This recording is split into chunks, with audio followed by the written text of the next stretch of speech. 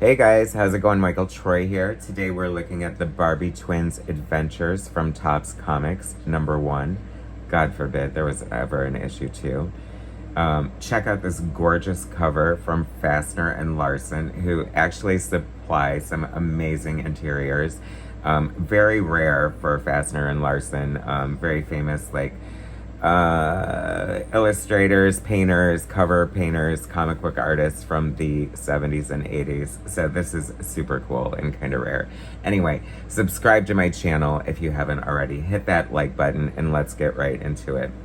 So the 90s saw a bunch of comic book companies come about. I think because of the success of Image Comics, everybody's like, oh, we can make millions in comic books. So we had Topps Comics. They were pretty big and they poured a lot of money into a lot of different comic books. I mean, this comic here, believe it or not, was probably very expensive to make. But a lot of licensed book. I feel like they had the Mike Mignola Dracula adaptation. There was maybe Mars Attacks. I can't really remember. Some Kirby books. Anyway, Topps was one of the top indie publishers around this time. And of course, they all went the wayside.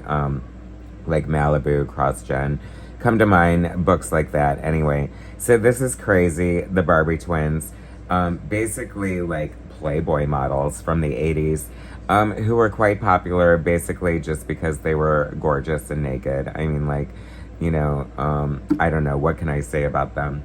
I do have an interesting anecdote. They live in West Hollywood, and I had this crazy experience once of rescuing a mama cat and her babies, and the Barbi Twins were peripherally involved, which at the time was kind of a dream come true because I worshipped them as a little boy, but it turned into a huge nightmare. I'm not even going to get into it right now, but suffice to say, it was crazy. So like I said, Fastner and Larson, remember them? They did those great portfolios of the X-Men and I don't know, some great Marvel covers. That amazing Hulk poster, with the Hulk green fist, comes to mind. You know that legendary image. So them drawing not only the cover for the Barbi Twins Adventures, by the way, this is a flip book, also very popular in the 90s, but to have them do the cover and the interiors is insane. Only a few pages. Obviously, when you're doing painted work, you're not doing a lot of interior work. And I really don't recall Fastner and Larson doing tons of interior work. I guess they're on the other side. So we better start there. This cover by Matt Haley. Matt Haley, Wonder Woman artist, good girl artist, very known for drawing beautiful women. So it's no surprise that they tapped him to draw some of this as well. It's so confusing. I don't know where to start. Fastner and Larson do the cover for the other side.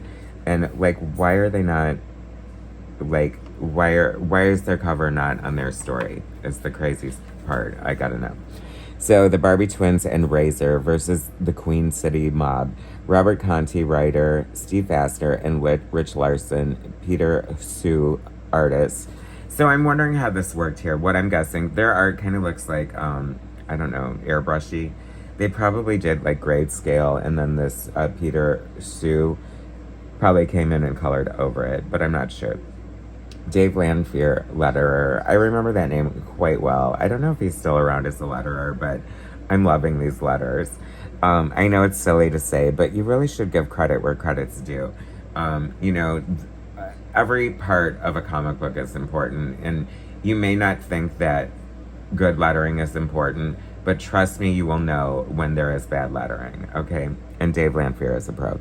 So we have the Barbi Twins here, coming on the scene. I don't know, it's rife with cliches. It's why, useless blonde bimbos, of course they fight crime, why wouldn't they? I mean, they don't have any superpowers. Here's this villain, I think her name is Razor, which, it must have taken forever to come up with that name because she has, razor blades on her wrists. I mean, Wolverine was popular, so I can't even imagine, how they came up with this concept pitch story. I don't know. Guys, the Barbi Twins got their own comic book. They've got to be fighting some bad girl, and I don't know, Wolverine's popular. Make her look like Wolverine. I have no idea, but I feel like I'm giving the story and the planning, way too much credit at this point anyway. But Look at these gorgeous panels. I love it. I'm living for this Fastner and Larson interior art.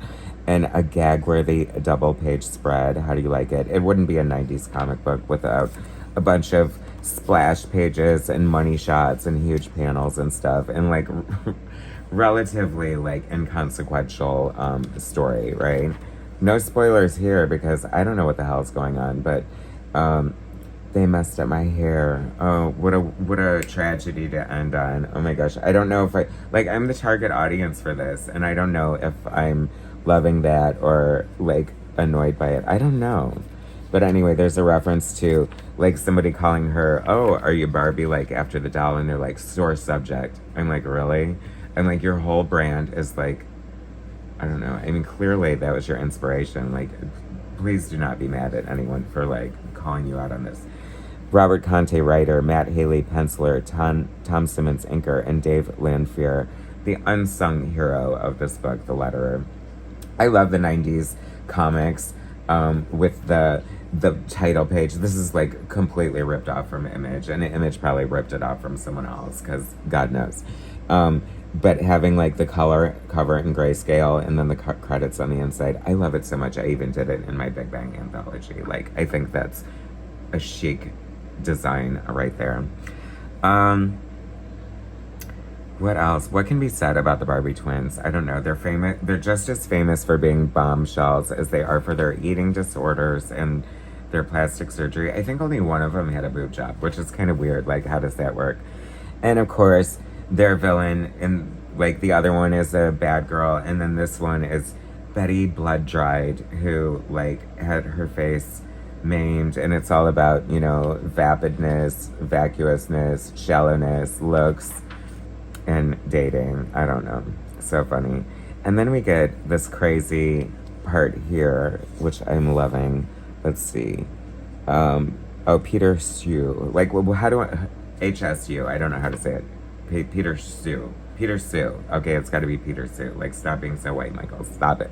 Anyway, so he's sort of like the painter artist, I guess, but at first I thought this was Fastner and Larson, and I was like, wow, their interiors took a nosedive, but it's just the painter. I mean, which is still fun in a way. Like, the resemblance is slightly there. Excellent helicopter, I've got to say. Low-hanging fruit. Like, their compacts turn into, like, the smallest, most useless, like, hand pistol I've ever seen in my entire life. Like, what a gimmick. Like, what else have you got, Barbi twins?